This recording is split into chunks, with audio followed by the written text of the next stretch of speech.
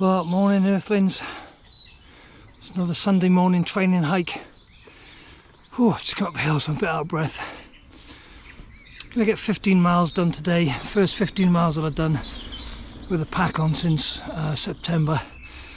Gonna build up to 20 before I go. It's only 2 months to go now before I'm on the PCT. So today's video, I want to talk about training. We'll shoot some vids, and then we'll get on to the first topic, which is hiking with your pack. Alright.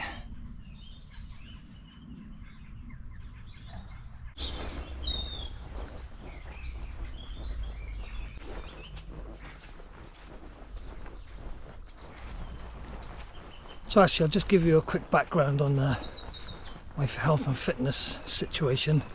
I'm 49 now. In the last 10 years I decided I was going to get fit for life, get back to getting fit, strong and healthy, and never stop till the end.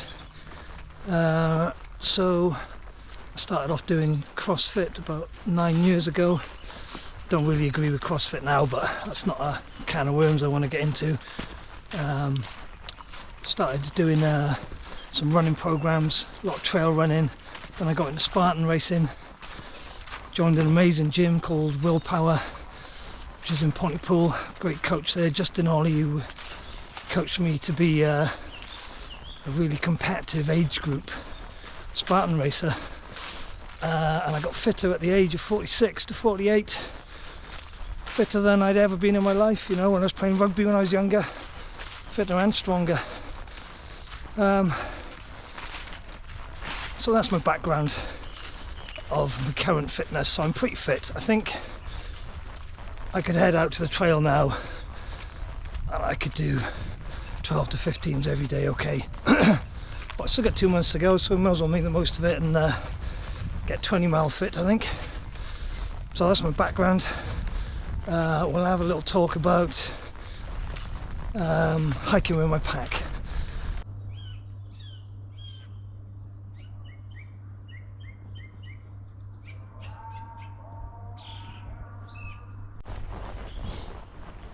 So hiking with your pack seems to me to be the core of any training to do for a hike like this. I mean, it sounds obvious, but a lot of people think they should go running or they should be doing HIIT or something like that. But you need to get out with your pack, with the weight that's going to be in your pack, because the demands on your body are going to be so specific. Walking on the flat, walking uphill, how your pack sits on you, your balance, how your core stabilizes yourself. It's well, we've got a bike coming through.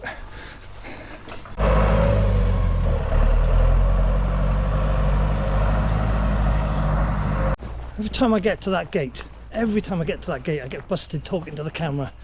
I feel like a right donut. There was a farmer, he lost some sheep.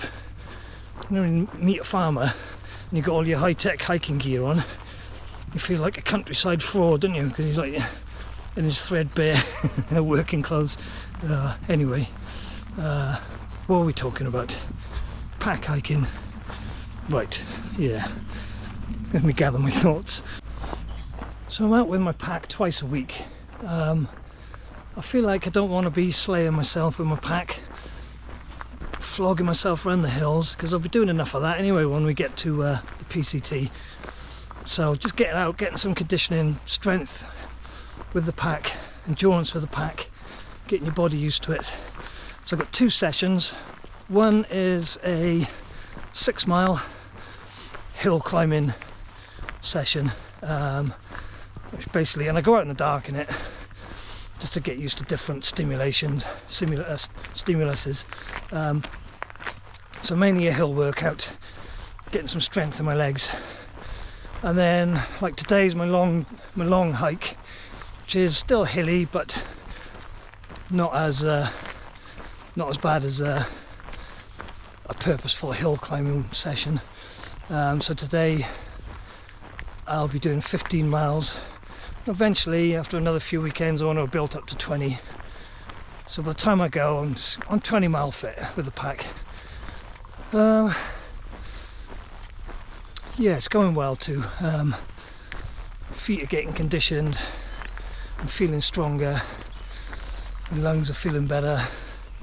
Haven't been out for a big long backpacking session since probably September when I hiked the Coast to Coast trail. So yeah, it's going pretty well. So next topic is strength and conditioning. All right.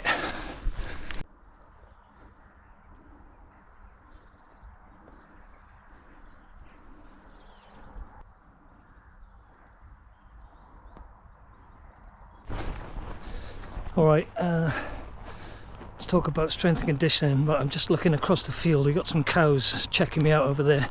It's a great view over the valley behind those cows. I can show them now. A bit misty down there in the trees and those sun rays. I don't know if they're coming out on the GoPro well. Fantastic. Right, let's hope that these cows don't come over. They probably will. You know what they're like. Right, strength and conditioning. So I'm in a really good strength and conditioning gym, Willpower, like I mentioned, in Pontypool.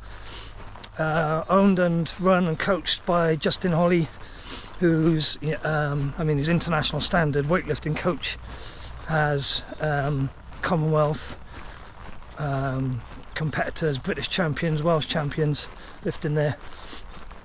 Really very individual style, very good coach. Let's get over this fence.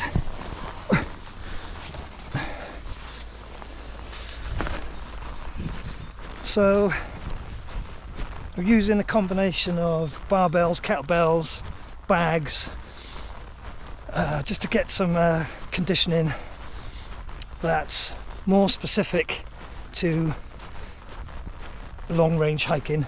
So at the moment, squatting, we're sandbag, walking lunges, kettlebells for carries, for stability and core strength. Not neglecting the push-pull press aspect of conditioning. Another fence to get over.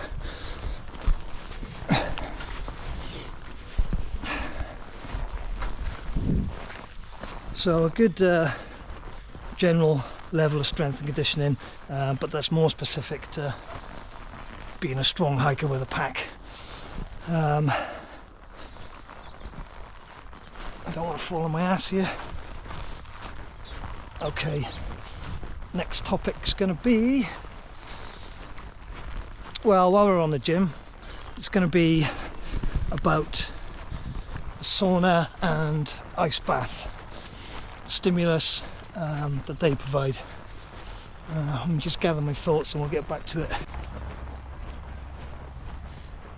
So it turns out, and there's a lot of evidence for this now, increasingly more and more studies are coming out about this, subjecting yourself to external stressors such as heat and cold have an amazing effect on your body. So at the gym I go to, they've built a sauna and they've got an ice bath, and every session 3 times a week I'm in the sauna and the ice bath. And just as a sort of anecdote, it's got to the state where I missed the gym on Monday because I had a niggle in my hamstring. And rather than missing the workout, I was jonesing for the ice bath. It's weird. That's the effect it has. Is such a mental stimulus, mental and physical stimulus, that I miss it. But when I'm about to get in it, I'm dreading it. I was sat in the sauna and it's absolutely cooking in the sauna, and I'm having to talk myself into getting in the ice bath, but I wouldn't miss it for anything now. Be interesting to see what it's like getting in some of these lakes on the PCT. Definitely want to do some swimming.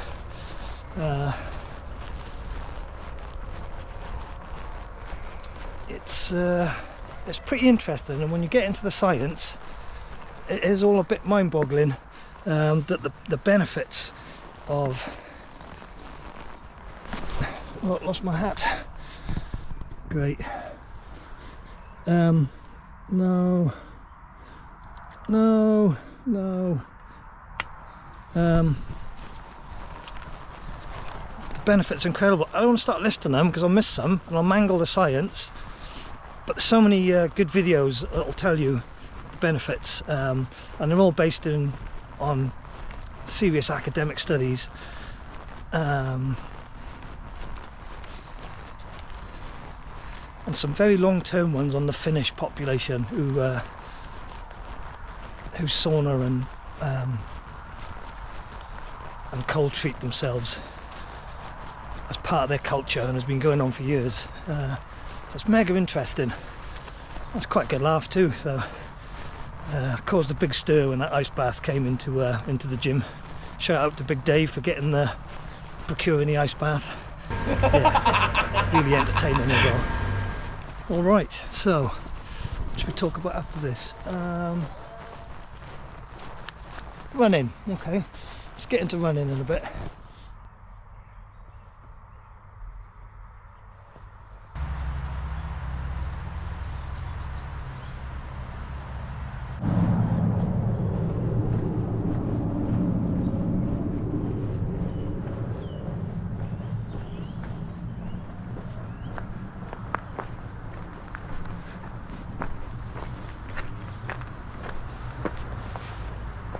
GoPro still strapped to my shoulder strap. It's where I keep it. I'm quite happy for it to be there, because if it rains, it's a GoPro, it's going to be fine. If it gets dirty, it's going to be fine. And plus I can just snap to the on button if I need to catch anything on the fly.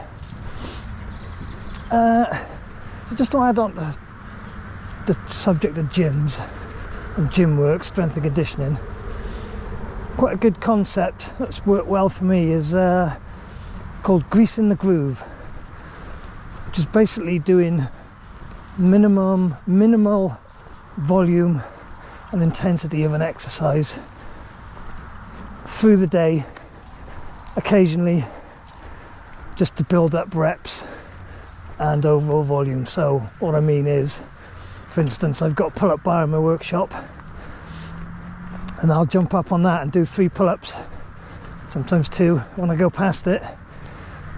Sometimes that's 5 times a day, sometimes that's 10 times a day, and not every day, but most days.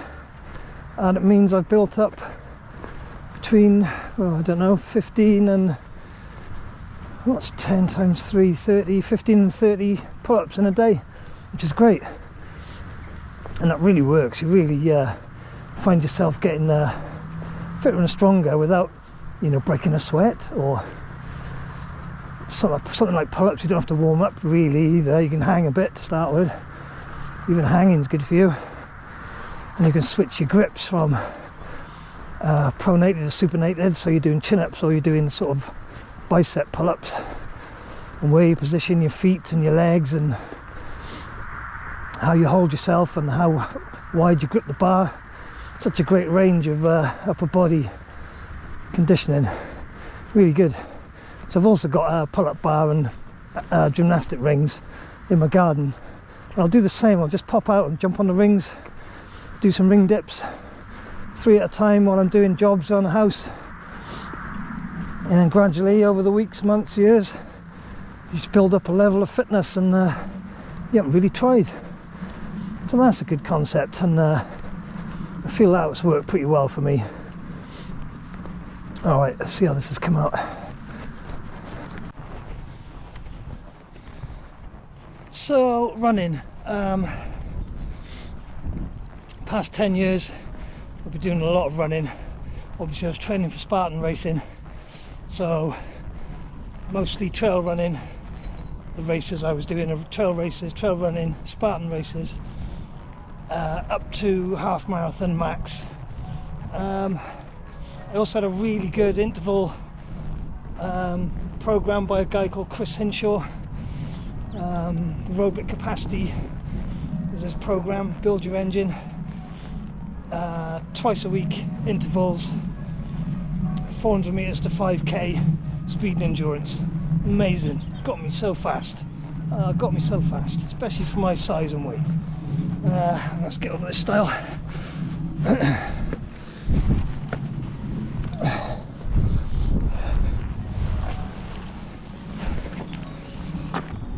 But I'm not really sure the need for that now.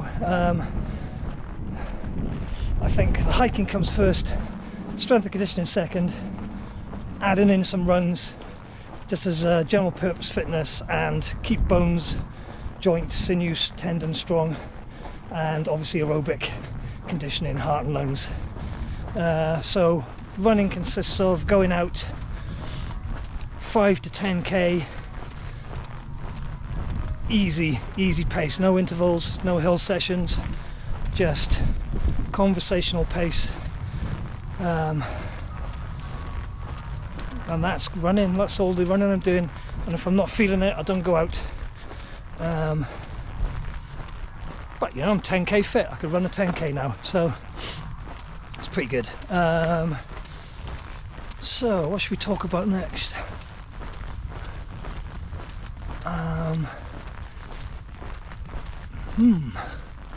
Stretching, yoga. Yeah, let's do that.